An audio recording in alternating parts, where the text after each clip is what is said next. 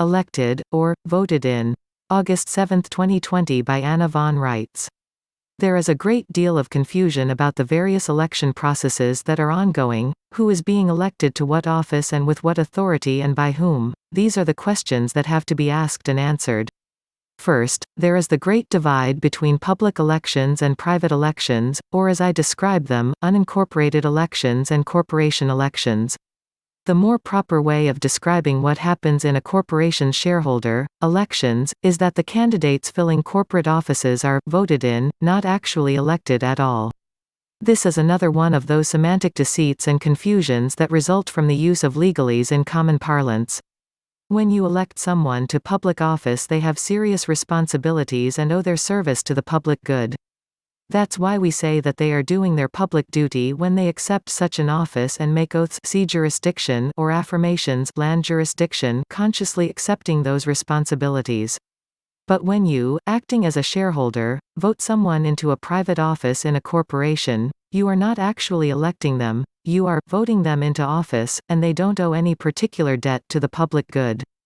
All they are responsible for is making profit and performing contractual obligations in exchange for a paycheck. As you can now see, these are profoundly different kinds of elections, and they result in people holding profoundly different kinds of offices. Moreover, those who are taking part in these various electoral processes are acting in different capacities. The people who elect members of their own body politic to public office are acting in a different capacity than those who are acting as persons and voting in private corporation elections as shareholders. Sadly, public elections for public office have become very rare in this country, so rare in fact that the appearance of an actual public officer is a shock and requires explanation. This is because we have been mistaken and misled into thinking that the private corporation elections, both municipal and territorial, that spasmodically impact our country are public elections when they are not, and haven't been for many decades. I have observed to you all that our government, of, for, and by, the people of this country is not always in session.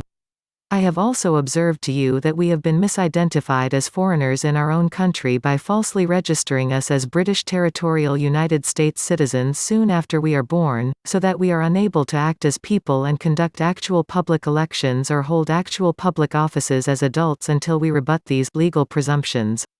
Thankfully, we have overturned these legal presumptions and are well on our way to repopulating this entire country and are holding actual public elections to fill actual public offices again.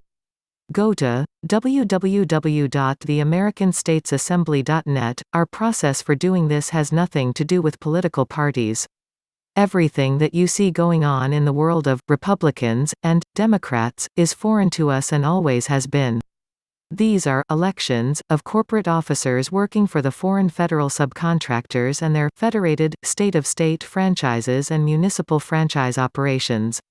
These corporate elections are carried out by the shareholders and employees of these corporations, and they result in electing new CEOs, presidents, governors, and mayors of private corporations that are acting in a custodial capacity with respect to our assets.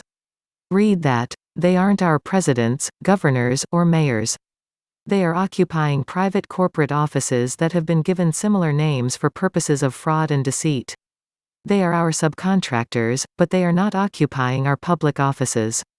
They can't occupy our offices, because our offices require us to act as people, not persons, while their offices require the exact opposite. They have to act as persons, not people. So they can't occupy our public offices because they are acting as legal persons and as shareholders of these private, foreign, for-profit governmental services corporations DBA, the United States, Incorporated, and the United States of America, Incorporated, but they can sure gum things up and confuse everyone involved. Recently, a question surfaced as to authorities possessed by county sheriffs versus authority possessed by governors of states and mayors of municipalities, since they are all elected officials. Who elected them? People, or persons, or persons? That tells you the source of their authority and the nature of their office. If Americans acting as the people of this country elected them, they have authority and they have public office and they have responsibility to match that authority. A county assembly sheriff duly elected by Americans acting in their birthright capacity is the highest peacekeeping official in the country, within the boundaries of their county. A sheriff, or governor, or mayor, elected by our employees as an elected official within their corporation's structure has the same kind of limited authority that a floor walker, board member, or store manager has when employed by Walmart, Inc., or Ben & Jerry's, Inc. Their edicts, mandates, codes, regulations, and statutes may serve, as law, for their actual employees and dependents, but they have no actual authority related to the public at large. This is why a simple sheriff properly elected to his public office, for example, as Macon County Sheriff by Georgians who have affirmed their birthright political status, has far more power and authority than the governor of the state of Georgia who is elected by shareholders of the state of Georgia, Inc. This is also why Americans who have taken up the mantle of self-governance and who act, for example, as Georgians, don't vote in the foreign political party elections. That would be like the lord of the manor getting involved in a squabble among his domestic staff over who gets to act as chief cook. If it is an election process to determine who acts as chief cook, or president, it's being allowed by the lord of the manor who at any moment retains the right to hire, fire, and organize the personnel on his payroll as he sees fit, regardless of their druthers. So why would he sign up and vote in their in-house domestic elections? He wouldn't. And neither do we.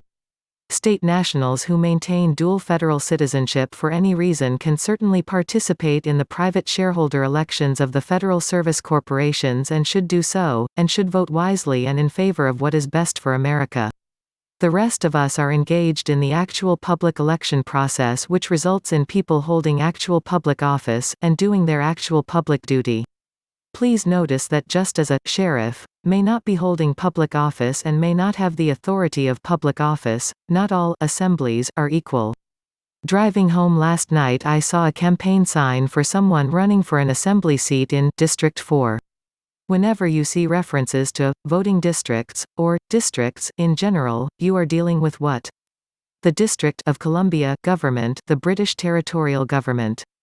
This is a district assembly of the U.S. citizens living in your state, but it is not the state assembly that you are owed and are heir to as an American.